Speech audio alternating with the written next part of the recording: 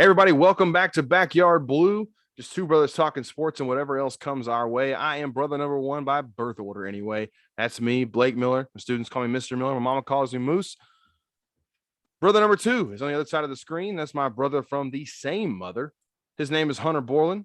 Hunter, the hunt daddy, the head hunter. My daughter calls him Hump. Hump, what is happening?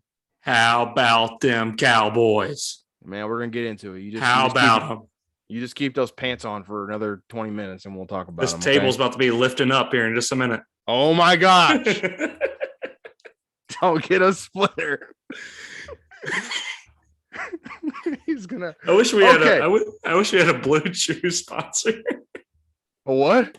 A Blue Chew sponsor? You hadn't heard those on like every podcast that's ever been created? I've heard of Roman. It's like Viagra, except you can chew. Well, this is going to be good for kids to listen to. Psych. Well, today we're going to get into our NFC East predictions. This is going to be part of our series we do division by division, looking at different team win totals. We're going to preview the NFL season using win totals gathered from Fanduel Sportsbook. We'll give you our over-under picks and tell you what our confidence is in each of those picks, and then we'll tell you which division winner bets we like, if there are any. And if we see any other bets we like, I know Hunter threw out Josh Allen for MVP in the last podcast for something that he liked. We'll get to those as well. I'm looking forward to this division. This was probably the most difficult division for me to pick over-unders. It's always just a toss-up every year. Today's preview is the NFC East, home of Hunter's favorite team, the Dallas Cowboys. How about them Cowboys? Yeah, it's kind of funny you mentioned that today. Something popped in my memories, and it said, "Hold on, I got to find a." I love Facebook memories. It's probably my favorite thing about Facebook. Maybe the only thing I like about Facebook. But it pops up. And it says, at birth, baby elephants weigh about 250 pounds, making them the biggest babies on earth. Well, besides Dallas Cowboys fans. Oh, man. I have it. So funny. Funny. Hey, you said funny. This is the hardest division for you to pick this year. Yeah. It's always the easiest for me to choose every year. Dallas. They're going to win the division. We're going to win the Super Bowl. All right? We're going to wrong about 30 years in a row. So, I've never actually seen them win a Super Bowl. So we're going to win the Super Bowl. So for anybody that calls me, hey, you're a bandwagon. How are you a Cowboys fan? Grew up. All we had was regular TV. There was no Tennessee Titans. Every Sunday, the Cowboys were on Channel 13. I listened to Joe Buck call games. Actually, at that time, I don't think it was Joe Buck, but when I first started hearing games. But I didn't get. Well, I don't think I've ever had Sunday ticket, but I've watched the Cowboys every Sunday since I was like 6 years old. And I cursed Memphis for not being closer to a different market. You're right. You don't have the glorious purpose that some other Cowboys fans have. You know, you weren't born on third base like a lot of them were, you know, in the 90s with rooting for, you know, the Emmitt Smith and Michael Irvin, Troy Aikman, Deion Sanders. I've got Dez called it. Yeah. Tony Romo fumbling a snap or fumbling the ball on a hold in Seattle. And I've got Aaron Rodgers eating my heart out in the NFC divisional championship or whatever to go to the NFC championship like 4 years ago. You got T.O. That's all I got. Quarterback. That's my quarterback. So you do have George Teague knocking T.O. off the star. Hey, man. I got the greatest years. I got the greatest 2-yard carry in the history of NFL football. Look up Marion Barber, greatest 2-yard carry ever. The guy breaks like 14 tackles and got 2 yards. Going off the rails here, but when you were probably in, I don't know, 5th or 6th grade, you went for a basketball tournament in Dallas, Texas, and we got to tour old Texas Stadium. And I remember I think the jersey you got at the time was number 19. Was it Keyshawn Johnson? Keyshawn Johnson. All right, now practice jersey. Remember? No, it was the real thing. No, I think it was the replica ones, but it was like it was meant to look like the real thing. It was the old Reebok ones. You got Keyshawn. Do you remember the player that I got? I didn't even know you got one. I did. I was all in. I was excited about being in that stadium. It was probably, the first, and besides the Superdome, it was like, was it a linebacker? No, it was a running back. Played fullback. Ooh. Nah, I have no idea. Troy Hambrick. Troy Hambrick. Was that a broke summer? Were we having to buy the 50% off? This is a traded player rack. I don't know. But I was excited. Man. I wanted to get something obscure. I didn't want to get like Drew Bledsoe or we did kick field goals in Texas Stadium, and we got to go in the locker room, which is one of the coolest things. So cool. We got throw a dang ball on the field in Texas Stadium with the Cowboys field down. So life was complete after like 10 years old. For real. I was I'd never been a Cowboys fan. There's a lot of hate for Cowboys fans when they don't succeed. So if you're not a Cowboys fan, it's been going really well for you. If you're a hater, I'm not. Honestly, they're probably my favorite team in this division. I really do like rooting for them. I know some of their fans can be obnoxious. You are not one of those fans.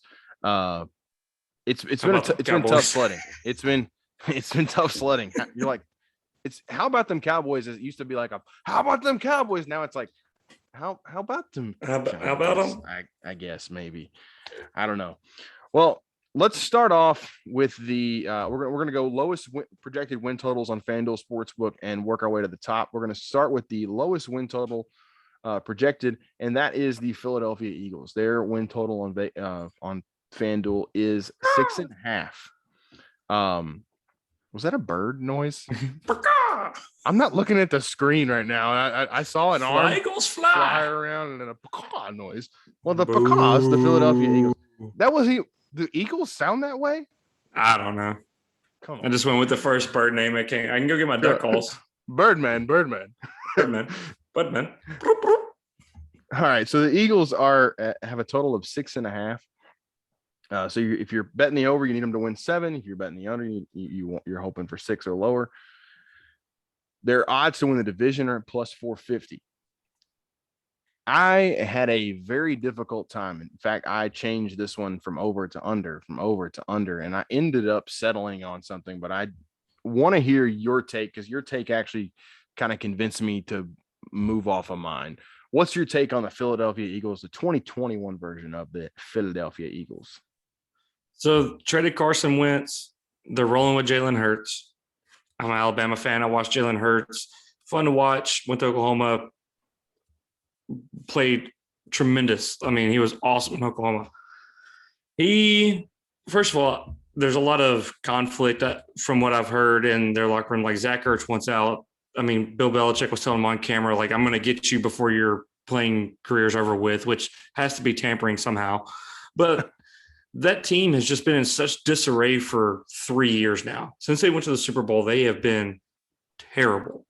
Like, they're not good. Their offensive line, every year it's like, they got one of the top 5 to 10 offensive lines in the league. They're hurt every year. And I know how that is being a Cowboys fan. You think it's going to get better, and they're hurt every year. Jalen Hurts turns the ball over too much. And even when he doesn't turn the ball over, he gets close to turning the ball over. I don't think he's an NFL quarterback. I think he's awesome. I think he could play another position. He's a heck of an athlete. I just don't think he's going to be a quarterback that can take them to the next level, whatever level that is. If they're a 10-win team with a above average quarterback, I think he's a below average quarterback. And so they're going to win 5 or 6. I just don't think they're good. Their coach can't put a sentence together. He stumbles over himself, kind of like me. But I don't have to be a head coach of an NFL team. I don't know. I don't feel like they've done anything since they won the Super Bowl to improve their team. They've kind of rode with the same old. I love Kenneth Gainwell. I hope he's awesome. And Devontae Smith, I think, is going to be a stud. But they got to have somebody that can throw the ball to him. I think, we talked about the Dolphins and the Jets, and I mentioned like rookie contract stuff. And I kind of have a principle typically with guys in the rookie contract. Those quarterbacks need to have a good offensive line and a good receiving core. And I told you that was kind of the reason I took the unders on the Dolphins, kind of the reason I took the under on the Jets. Well, I think the Eagles actually do have a good receiving core. and a good offensive line. And I think that's what gave me, kind of an idea to pick the over with them. And I've had the over penciled in. I've had the under penciled in. I've gone back and forth, because it tells you that I'm not really confident in this bet. But if I had to pick one right now, I'd probably lean the under. And that goes against my principle, usually taking, a guy on a rookie contract, a quarterback on a rookie contract who's, non-terrible. He is probably a deserved starter in the league, a back end starter, albeit, but probably a deserved starter in the league. Pro Football Focus actually ranked him 31 out of 32. I was going to say he's like low 20s as starting quarterbacks. Yeah. But so he's a fringe starter. But fringe starters have won in this league with good rosters, and I don't think the Eagles have a terrible roster. I think their win total, like if it was 7.5, I would feel good about being taking the under. Here, I don't feel good about taking the under. But the thing that makes me want to take the under is when I look at their schedule and I look how things start off. And you mentioned some of the cracks starting to form with them, and Zach Ertz wanting out, and a new head coach who may or may not be in over his head. Who really knows? When I think about when I look at their schedule and how they start off, this is what did it for me. When they start off week 1 at the Falcons, I think that's a loss. I mean, the Falcons are going to be one of the better teams in the NFC. Not the better teams, but they're going to be better than they were last year. They're going to be better than they were last year, much better. Yeah. The 49ers at home, that's probably a loss. So you're looking at 0-2. You're going at Dallas, and you'll find out later in the episode, I actually like what Dallas is going to do this year. That's 0-3. You're at Kansas City. That's 0-4. You're at the Panthers. At best, that's a 50-50 game. So let's just say you win that one. You're 1-4. You got Tampa coming in. That's 1. At best, you're 2-3. At best, you're 2-3 to start the season. If you beat Atlanta. Yeah, I mean, that's if everything goes right. And then you go at the Raiders, at the Lions. Like, I don't think the Eagles are good enough to – I don't love the Raiders or the Lions. At the Raiders, yeah. But that's 2 road games against bad teams. I think they're lucky to split. So we're looking at maybe somewhere between 1 and 3 wins after 8 games. And then you go at the Chargers. The Chargers at home, at the Broncos. I think they lose both of those. The Saints come in. We don't know what the Saints are going to be. The Saints could be awesome. The Saints could be terrible. I think they're going to be hard. That is the hardest team to pick.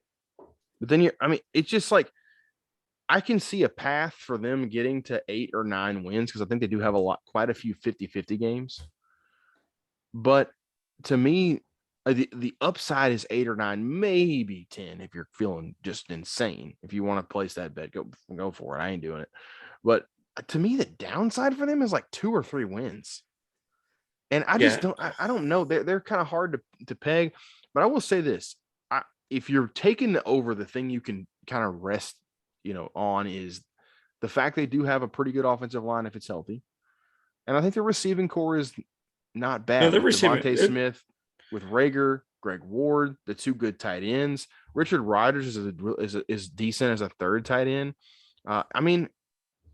Travis Fulgham was okay last year. Everything looks okay. Yeah. But it's like, it's been that way now for 3 years. And it just hasn't been put together. And I think Carson Wentz is a better quarterback than Jalen Hurts. I do too. And I do think there was some other stuff going on last year.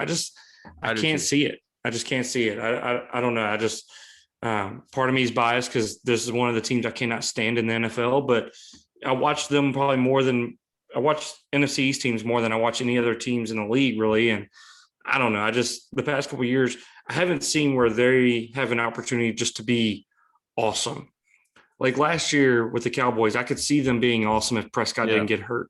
Washington, I could see them, like if they had a little bit better quarterback play, their defense was good enough to be really good last year. Even the Giants, to a certain extent, showed flashes last year. The Eagles just never showed anything. At 6.5 for their total on FanDuel, I don't think they have to be awesome though. They don't even have to be okay. They can just be a little below average, and I think that might be what they are. Like, it wouldn't shock me to see them 7-10. Do you think if Hurts plays bad that they'll replace him with Flacco? I think if Hurts plays bad and they start off 1-5, they go, okay, let's get a quarterback next year. Tanking is a thing in the NFL now. Let's give up and let's play Hurts. the rest of the year. Maybe he gets better. Maybe he improves and we have something. But I don't think they're going to bring in Joe Flacco to replace him, no matter how bad he is. They're going to let him run for the season. He's going to be their starter. That's just my opinion. Yep. So Flacco, you could probably win more games now, even though he's not that great. Oh, no, he sucks. Maybe. He's I don't know. Statue. He's terrible. But if they start off 1-5, like I just don't see any like. I think like you're right. Hurts, the wheels fall off. They may fall off earlier, but here's one of the things. I was listening to a podcast and I read a couple articles about the Eagles because I probably read the most about them out of anybody we're going to talk about on these first two episodes we've done, the AFC East and the NFC East. I read the most about them because I was probably most conflicted about them. Yeah. And one of the things that I read was that they obviously have a ton of dead money on the books this year with Carson Wentz. So they didn't have really the ability to go out and sign a bunch of key free agents or anything like that. But I think they believe enough. I think they did this from what I could gather. I think they kept this roster together to get a clear view of Jalen Hurts. You don't want to surround him with a crappy, just awful roster. Give him the best chance. You give him the best chance to be good. And if he's good, they've got some draft capital that they could use next year to add to this aging core they have, and maybe you extend this window by 2 or 3 years if Hurts is good. If he's bad, then I think what they can do is deal some of these guys at the trade deadline. The trade deadline in the NFL is nowhere near as glamorous as it is in Major League Baseball or the NBA. It's changing though. But yeah, it is changing. So you might see him move a Miles Sanders, or you might see him move Zach Ertz or Dallas Goedert or some of their offensive linemen, or Fletcher Cox or Brandon Graham. Some of these I'll root for them when they're not playing the Cowboys in one scenario. They have 2 Memphis Tigers that are going to play for them. Jannard Avery is a starting linebacker, and Kenneth Gainwell will probably be their starting running back by the end of the year. Hey, don't forget Jake Elliott too.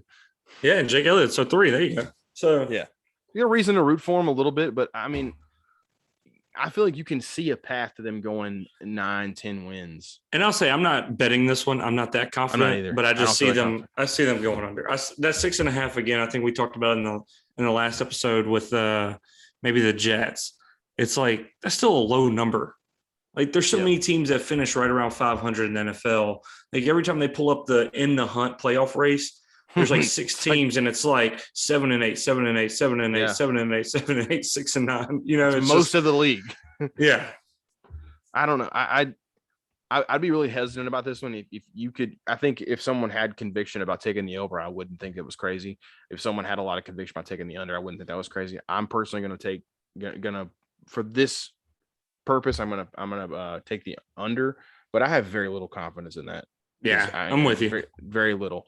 It could swing. It could swing either way. But anyway, that's just kind of making sense of it. I think you could expect the Eagles to either next year is going to be telling for them. Are they going to be in full rebuild mode? Yeah, with a new young quarterback and kind of look like. Or are we trying to make a push?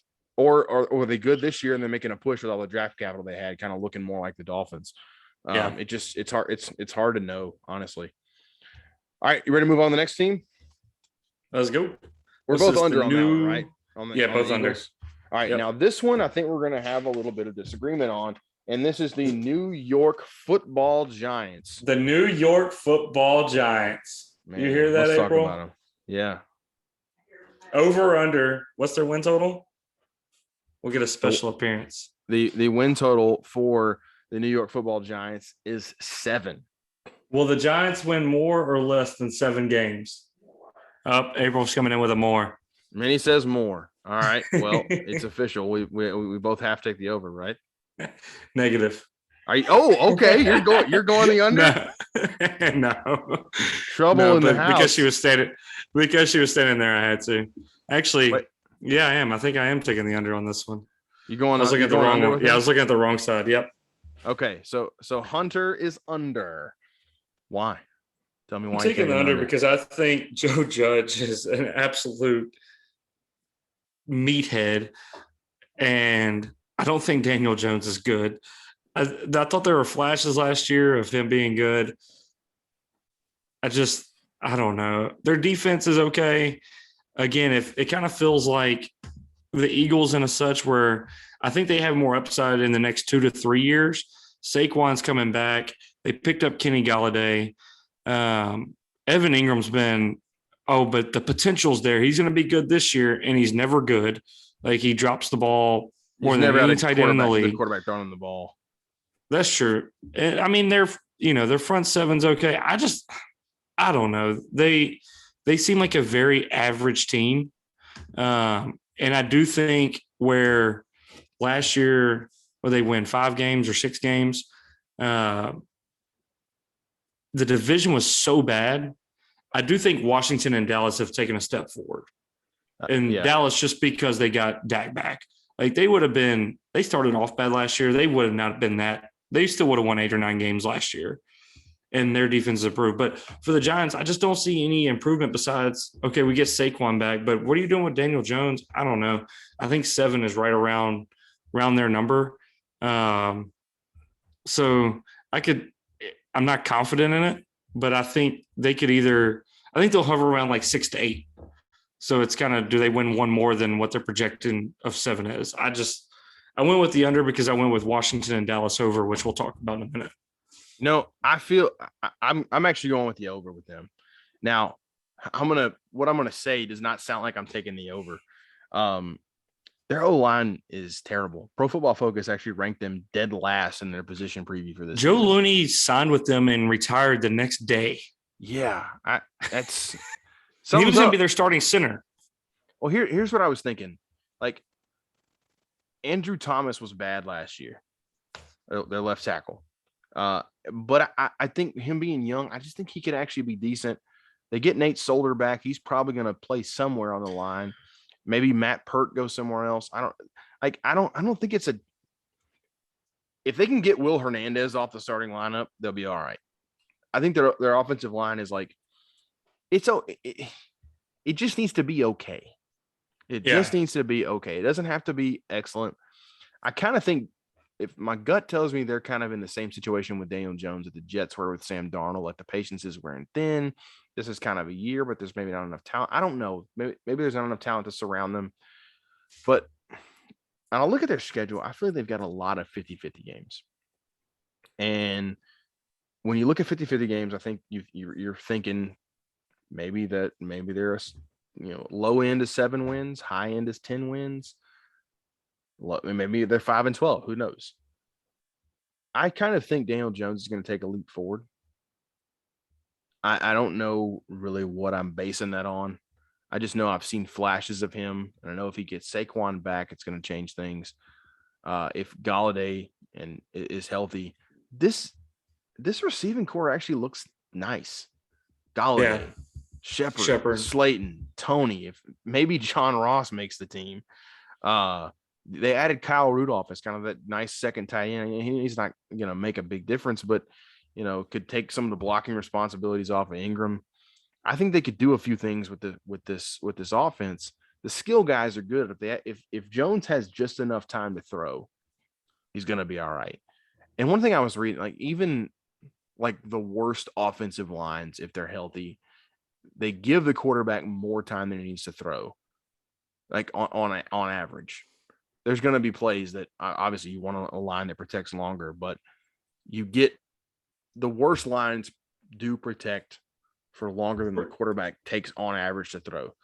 If Daniel Jones makes a leap, his offensive line is going to have to improve. But if the offensive line doesn't necessarily get a lot better, he could still take a marginal leap forward, and I think they could get him to 7 wins. The defense is good. Like, I think the defense is pretty good. Leonard Williams is good at creating pressure. They're not great at getting pressure on the quarterback, but I think they're going to be good enough. The linebackers are decent. I think the secondary is actually really good. Do you know who their offensive coordinator is? Is it Adam Gase?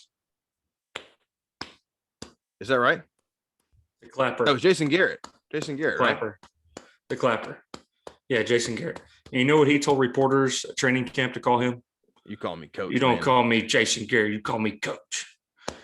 And he sucks. I'm definitely not a fan of him. Terrible. He's the Clapper. Did they hire Adam Gase for something? I don't know. He's terrible too. I think Adam Gase is actually a good coordinator. He's just not He had Peyton Manning as his quarterback when he was an offensive coordinator.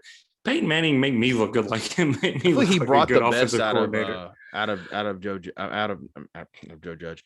Brock Osweiler. He's not there. No, out of Cutler in in Miami. No, well there too, but in Chicago. I thought he did okay. He did okay. Oh, Chicago. I don't know. No, he's not there. I don't know where I read that, but this is funny. I think they he may have be in Derek Alabama. Dooley on staff. I think Gase may be at Alabama. I think you might be right. I think he's at Alabama. I think he was another one of these resurrection projects for Nick Saban. You know, you win a national championship with Alabama, you go get a head coaching job. I'm totally off on that one. They do have Derek Dooley as their tight ends coach, though. Why I don't know, but they do. I bet he's got blue pants. I wouldn't be totally shocked if they win 9 games. Yeah, like and they're in the hunt. I like if I'm betting a division winner in this one, and I'm putting money on something that's got long odds. I think plus 400 for them is good, and it's kind of this. I kind of feel similar about them and the Eagles. I feel a little better about the quarterback situation with the Giants, so I feel more comfortable with this bet. I feel like the rest of the roster is good. There's just a question with the quarterback, maybe a little question with the line. If those questions are good, if you get positive answers in those questions, then the 7 is a number you can blow by pretty fast. And the division itself, and I think the Cowboys are going to be better, but their total's at 9 or 9.5, depending on where you look. That's probably one of the lower ones for a division winner. So you don't have to be amazing. 10 wins. I don't think that division was as bad last year. It was atrocious last year. It was bad. But it's not as terrible as that. Like there's going to be 10-7's winning this division. Maybe 11-6. Like to me, 11-6 is the high end winning this division, but I think it's probably going to be 10-7, and I wouldn't be shocked if it's 9-8 winning the division. So if you get to 9, you're at least in the conversation. You're on that in the hunt part of the board. I could see it. I feel medium to low confidence with this pick, but I would take the 7. I feel more interested in taking the plus 400 for them winning the division. Yeah. Any other thoughts on the Giants? No, we're taking the under. Okay. I don't feel that confident in that one. I think, like I said, 6-8 is where they're going to be, and so you're betting on one game there. You know.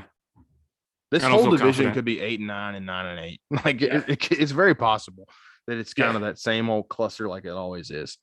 Let's move on to the WFT, the Washington Football Team. Their over/under is set at 8.5. They're projected to be an exactly 500 team, according to Fanduel Sportsbook. 8.5, so you need 9 to go over or 8 to go under. Plus 260 to win the division. Kind of nice odds to win the division for the defending champs. Schedule's tough. What's your take on the Washington Football Team with Fitzmagic at the quarterback position? Another team that, man, I think that they're on the right track, and I can't stand Washington at all, but they're so young. They're so good. But look, this defensive line, you got Chase Young, Jonathan Allen, and Montez Sweat on that front 4. That is probably the most feared defensive front 4 in the league. Yeah. Oh, it's awesome. If not, it's like a top 2 or 3. Like there's not many that are better. Shoot, Deron Payne's good too. Like I mean, he's good. But I love Antonio Gibson. I think he's going to be a breakout superstar this year. He's so good out of the backfield, catching the ball. Fitzpatrick, I've heard a couple of people say is he like the worst good quarterback you've ever seen, or is he the best bad quarterback you've ever seen? It's the same thing. He's going to win you games like that are just, he'll throw a 60-yard bomb. Like he is just a gun it. He's smart, but he is going to throw the ball. If he thinks he's got a window, he's going to throw it in that window. So how does he perform? They got talent. I hope they're not good for my sake, but no, I could see them going over, and that's what I'm betting. I think they're 9 or 10 wins. I think them and the Cowboys kind of win the same amount, maybe have a tie. They're going to be right around each other. So I'm going over, and I actually kind of feel confident in that because I think their defense is going to keep them in a lot of games. When I look at them, one bad thing about finishing in first place in the NFL Obviously, you want to finish in first place. It's, the obvious thing. But the bad thing about finishing in first place is you get to play the other first place teams in your conference. Yeah. So that means for them, they're getting the Bucks, they're getting the Packers, and they're getting the Seahawks. Yeah. Those are tough games. I would say they're not winning any of those games. Maybe Seattle. Maybe. Because they're going to get Seattle at home, and that's the whole, West Coast team coming to the East Coast. That's always something. But I mean, I look at their schedule. Oh, their schedule is tough. God, it is tough. This is what talked me into the under with him, and I am taking the under. I may take the under 8.5, and I'm kind of like, I think they may be the best team in the division. But you see this a lot, and this is part of the reason the NFL has such good parity is because the first place team plays the toughest schedule the next year. They may not win one. Plays the easiest schedule. Like it's they may tough. Win one game by their bye week, maybe two. Man, that's going to be tough. So Chargers at home, 50-50 game. Giants at home, divisional 50-50. Team. You're talking maybe a slight lean to Washington, but 50-50 at Bills, loss at Falcons. I think that's a loss. 50-50 again, but 50-50 at best. Saints at home, 50-50 game. Chiefs at home, loss. Packers, at loss. Packers, Broncos, loss. At Broncos, probably a loss. Bucks, so you're talking about is there any sure win in there? Like I don't know. I think with Washington, because I did watch them a good bit last year with that defensive front, I kind of give them a little bit more. They were in so many games last year, and I think the last memory you have of them is playing so good against the Buccaneers who won the Super Bowl. You're kind of like, oh, they're good. I don't know. I just went back at that schedule, and that's tough. They're only easy games. Like if I'm looking at easy games, and nothing's ever easy in the NFL, but you're like at Panthers, maybe that's easy. Two at the Eagles and at Raiders. Yeah. Like everything else is tough. I mean, I think they may have when I was going through schedules, I thought like they have one of the tougher schedules in the league. So this tells me like their floor is like they're probably good enough with their defensive line, with D line, and they do have a decent defense. The D line and the secondary are good. The linebackers are just okay, but it's a good defense overall. Ron Rivera definitely knows how to coach a front four. I think that kind of travels, but it's tough to win 50-50 games, man. Like it's just this many. Like they have a lot of 50-50 games. They have a lot of what feel like automatic losses on their schedule. I think they're going to be a good team that goes 7-10. Yeah.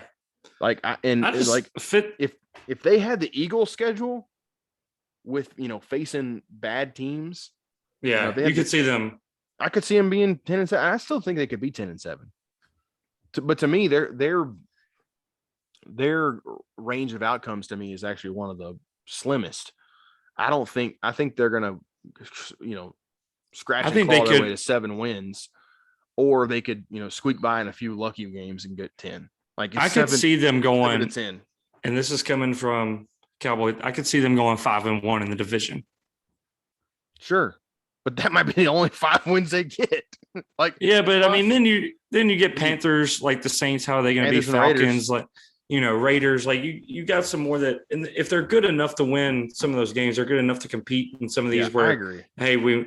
So I'm going with the over just because I think they're only getting better. And I think they improved, even though Ryan Fitzpatrick had a big improvement, they improved their quarterback play over last year.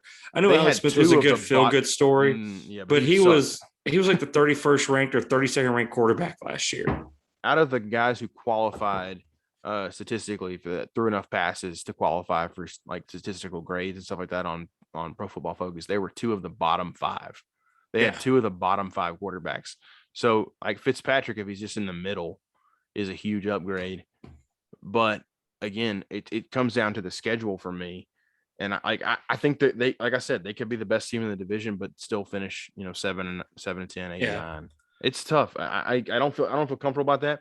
If you wanted to sprinkle plus 260 on the division winner, I think that's not a bad idea. That was going to be my bet. And this is, again, coming from a Cowboys fan, I would go with Washington plus 260 to win division. I think they win 10 games. Is my prediction. It's still a brutal schedule though. They're gonna if they're gonna have to win games they're not supposed to win. I mean, it ultimately is what that's gonna come down to. Any other thoughts on them before we go? No, I hope they're under, but let's just skip Dallas. We don't need to talk about them, do we? We can skip Dallas. Nobody wants to hear about Dallas. You don't want the one I'm waiting for. No, yeah, We can skip it though. We can just do a whole episode with that. I can just tell you what's going to happen.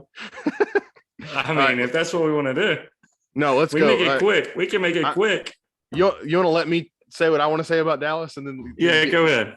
Yield the floor to you.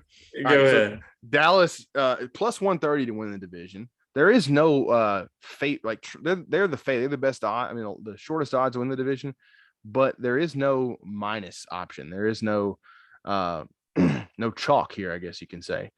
Their win totals are 9 or 9.5, depending on where you look. At 9, I'm taking the over. This will make you happy. I'm taking the over with them. Thinking 9 and 8. If you get it at 9, that's awesome. Like, feel really good about that because a 9 and 8 season is a push. And it feels safe if they're healthy. I think that's all this comes down to. You mentioned, everybody's talking about Dak. Is Dak going to be healthy? Is he going to be ready to go? But I think the bigger concern is Tyron Smith. He's missed a lot of time in the last few seasons. Is he becoming like what Jason Peters became at the end of his career, where he's missing so much time? I think if Tyron Smith and Dak Prescott are healthy, the sky's the limit for this team because they're getting the benefit of playing a lesser schedule this year. Now, They do have to. The unfortunate thing for the NFC East is they're playing the AFC West, which I do think is one of the better divisions in football. Let me find Dallas's schedule real quick. I feel like, you go at the Bucs, at the Chargers to start off, but then you get kind of a little break with the Eagles and Panthers. So you're Eagles, Panthers, Giants, Pats. I mean, that's not murder's row. Pats will be better. If you happen to split at Bucs and Chargers, and then you get Eagles, Panthers, you're looking at 3-1 out of the gate. You hope you can beat the Giants and maybe get to 4-1. There's at least a path to get to 4-1. At the Patriots, you probably expect it to be a loss. Maybe you can beat at the Vikings after the break. It's not an easy schedule by any means. And I think 9.5 are good numbers. I see this team going 10-7, 11-6, but I do think there's upside for more. I think the downside with them is 8-9. So if I think the upside is way higher than the number that I'm given, and the downside is pretty close to the number that I'm given, I'm taking the over. And I will say I have high confidence in this over. It's probably one of the ones I feel best about in terms of an over-under number. If it went to 10, probably not taking it. It's 10, so that's a lot. You're hoping something's proven. Their defense still has a lot of question marks. Like, I'm talking about the Jets having a bad secondary. The Cowboys secondary is brutal. Like, brutal. You lost Byron Jones, and you lost was it Awuzie you lost last year too? Yep. So I mean they're lining up. I mean, Trayvon Diggs is okay. We signed Malik Hooker to play. He's an injury prone guy too. Yeah, I know. But if he can stay healthy, and Anthony Brown's decent on the other side. I mean, it's better than it was last year. Though, like it's better than it was last year, but it's still not good. I don't know, man. And they haven't really been able to generate a lot of pressure. The linebacking core should be better, led by Smith and Van Der Esch. You hope they kind of get back to everything. You hope that it's just Mike Nolan's scheme that overcomplicated things. You hope Dan Quinn, and it seems like everybody likes Dan Quinn. And I know people that played for him in Seattle and Atlanta all loved him. So I think if you can get some buy-in and the scheme is simpler, it can work. It can totally work. I am all aboard the Cowboy train. I figured that would please Grandmaster Hump over here. The leader of the Cowboy train. Tell me what you think, man. Go for it. Hard Knocks has been fun to watch. The Dak Prescott injury to the arm was worrisome at first. I think it's okay. I am 12-13 wins. I'm just kidding. I think we're going to go over. I think we're going to win 10. I think we'll win the division. You have Amari Cooper. CeeDee Lamb's going to be a number one receiver. This will be the last year Amari Cooper's in Dallas. But Amari Cooper's still, he's been great the past couple of years. The biggest thing for me is Tyron Smith, Zach Martin, Lyle Collins. If they're back healthy, we're going to be good. Yeah. Because Tyron Smith is still a top. He's not as good as he was. He's not like the best, top 2 left tackles in the league, but he's still top 5 to 10. And if he's healthy and with Zach Martin, Zeke will have a bounce back year. As long as he gets some powder. Put some powder on his balls. Tony Pollard's good. I was wondering what you were laughing about and writing something. Gooch. I think Micah Parsons. Stop for a second. Did you see the having a dry gooch thing in Hard Knocks? Yeah, I need some powder. I hope I don't fart to make a cloud. My gooch dry, man. My gooch dry. Man. He's the star of Hard Knocks, man. I'm sorry to interrupt you. You're good. Zeke, you're good. The only thing I could think of was Gooch. He is now Gooch Elliott for me for the rest of his career. Zeke last year, like the fumble stuff has to stop. Yeah. Like if he fumbles the ball, put him on the bench because you can't have it. Like it reminds me of Tiki Barber before like he became Tiki Barber. Just he's good, but he can't hold on to the ball. They have so much talent. Like when your number 2 receiver is CeeDee Lamb, and then Michael Gallup takes the top off the defense. I don't know. I do this every year because our talent is so good. And if Tyron Smith can stay healthy, I gave you a stat earlier before we jumped on here. They're like 76-62 when he starts, and they're 13 or 12-14 when he doesn't play. Wow. Like it's such a difference. We made a guy that played defensive end for the Falcons who barely made the team. He had 6 sacks in one game against us 2 years ago when Tyron Smith was out. It's just the difference between our team when he's in and when he's out is the biggest thing. Micah Parsons is going to be good. We saw him against Memphis, against Penn State in the Cotton Bowl. I mean, he's awesome. Wrecked our offense. He was head and shoulders above everybody. Yeah, Dexter Lawrence, he had not a bad year last year, just an underwhelming year last year. He'll be back. Good. Randy Gregory, if he can just play and not be suspended, he's good. Leighton Vander Esch, if he can kind of return back to where he was his rookie year, he's good. He's great on the run. Jalen Smith. I mean, we got the talent to be good. Our corners are terrible. Not terrible. They should be better this year, but they're bad. If we can not give up 30 points a game, we'll win 10 or 11 because we're going to put up points. We're one of the best offensive in the league if Dak Prescott stays healthy. Like I would put our offense against the Bucs, the Chiefs, like those offenses in the league. Our defense just has to stop somebody every once in a while. I could see that for sure. Did you know? I'm looking at their depth chart right now, and it shows Jalen Smith not on the first team.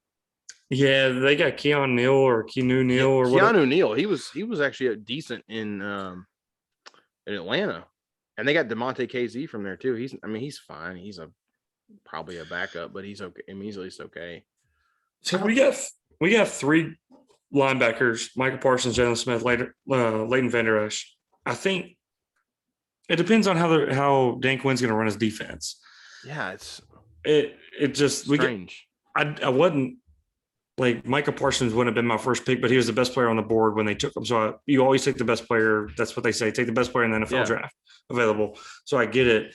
Jalen Smith looked great 2 years ago. Like he recovered but last year he was bad. He couldn't tackle anybody. I mean, missed a bunch of tackles. I don't know. It's the defense.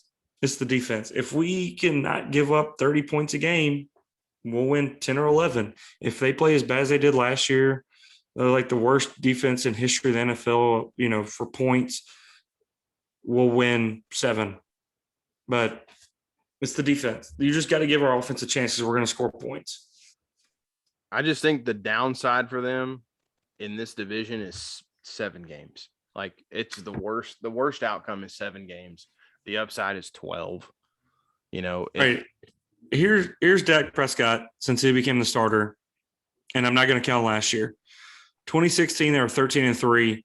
I still say if we had Tony Romo at quarterback, we probably would have won the Super Bowl that year. Then they went 9-7. They didn't make the playoffs, second in the division. 2018, 10-6. That's when they lost to the Packers in the divisional to go to the NFC Championship. And then 2019, he was 8-8.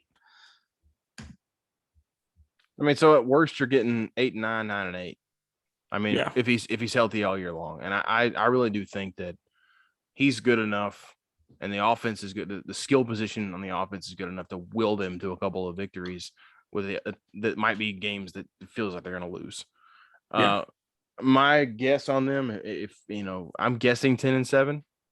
Like if you made me peg a number, I'd put 10-7, but like 11-6, 12-5 wouldn't shock me. But I do think there is downside to acknowledge, but I feel pretty confident about them. We mentioned in our AFC East show that I felt really confident about the Patriots over. I felt pretty good about the Jets under. I put this one right there with it. There's one other over I really like that I'll reveal on a future show. Probably two more that I love. But this is one of my favorite overs. This is one of my favorites. I'm in on this one, and it's not getting crazy slammed. I think there's a lot of betting against the Cowboys. This ticket is not getting really slammed in Vegas. I know there's more people. There's a higher percentage of people on the over for Washington than there is on Dallas. More people bet the over no matter what, but still, like there's more people on Washington than there is Dallas in terms of percentage anyway. So in the first 10 games, it's tough. But if they can come out of the first 10 games 500, 5-5, 4-6, 6-4, your last 7 games, Raiders, Saints, Washington, Giants, Washington, Cardinals, Eagles. They could finish 7-0. Like legit, you could go. The worst you should go in that is 5-2. That division, and I think it's like this for all the teams in that division. Their divisional schedule is crazy. So loaded on the back half. Yeah. Yeah, I think all the team. Well, no, the Cowboys have all 6 games at the end. Yep. Washington's got 5 divisional games at the end. And what about the Eagles? So, I mean, really, if you can just make it through the first half of the schedule 5-5, or the first 10 games 5-5, that's what they need to shoot for. And I think they could do better than that. Then the back half of the schedule, you can make hay come into the playoffs with momentum. And I think that's a real thing, playing well. I don't expect them to walk into Tampa Bay opening night and win. But I expect them to start 1-1. They need to beat either the Bucs or the Chargers. You got to get one of those games. And because if you start 0-2, you see the percentages of making the playoffs, starting 0-1, 0-2, 0-3. I mean, you can't, they cannot dig themselves a hole. You come out with Eagles, Panthers, Giants after that, which is 3 you should win. But yeah, if you can split 1-1 in those first 2 games, I'd be pumped. If they come out and beat the Bucs the first game of the year, I'll be flying a flag on my truck and yelling Super Bowl going down the road. I mean, and all 3 people in your town of Freeburg will pass you and you went, they have so much talent. They have more talent at skill positions than I think the majority of the teams in the NFL. I agree completely. We'll find out. I'm not the biggest Dak Prescott fan, but he's good enough. He's already proved it. He went 13-3 his first year. He's good enough to get there and make a run in the playoffs. He's just, if he stays healthy, Tyron Smith, Zach Martin's still one of the best guards in the NFL. If we had Travis Frederick, I would say for sure we're winning 12 or 13 games. But it's God, I'm so excited. It's like this every year. I'm so excited. But I think they'll win that game at the Chargers. And 1, I don't think the Chargers are going to be awesome. But 2, there's also that added benefit of playing Thursday night and kind of getting like a pseudo bye week after the first game. Yeah, like you get 10 days off, and the Chargers are getting 7. Yep. And I think that makes a big difference. I mean, you're still asking a lot for a Mike McCarthy coach team here, but the offense wasn't the problem last year. I mean, when it wasn't great. It was, honestly, by numbers, it was a middle of the pack offense with Dak. But I do think CeeDee Lamb is going to take a leap forward. Zeke turnovers killed us last year. Zeke was so fat last year. Like he looked like me running the ball last year. No, he looks good this year. And if he's healthy, if he's himself, I don't know. I think the sky's the limit for this team. I don't know if they're a Super Bowl contender, but I think they're that next tier down. We talked about in the AFC, it's the Chiefs, a big gap, and then it's Bills, Ravens, Browns. I think in the NFC, you got a couple of top teams and then a bunch of second tier teams fighting it out. Yeah. I think the Cowboys could be the class of the second tier. but when you're that, it's not that big of a leap to the upper tier. The if NFC your corners play open. okay, you get so you're able to get pressure on the quarterback, create turnovers. The biggest thing in the NFL is you see these teams that make leaps is winning the turnover battle. It's a team that maybe their defense, that's what we did for 5 or 6 years with Tony Romo. It was just ball hawk defense. Like, we may get burned, but we're going to turn you over. And last year we had the least amount of forced turnovers in the NFL. So they got to turn that around.